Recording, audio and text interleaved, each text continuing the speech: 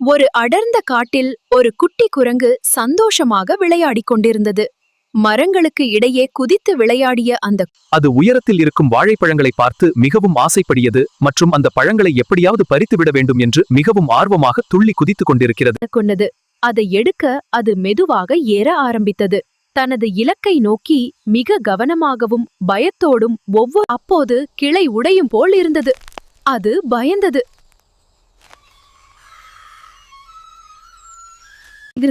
அது கீழே விழப்போல் இருந்தது. மரம் ஈரமாகவும் வழுவழுப்பாகவும் இருந்ததால் பிடிமானம் கிடைப்பது மிகவும் கடினமாக கவனித்துக் கொண்டிருந்தது. அதை பார்த்த மற்றொரு குரங்கு கவலைப்பட்டது. என்ன நடக்கிறது என்று தெரியாமல் மிக தெளிவாக கவனித்துக் கொண்டிருந்தது.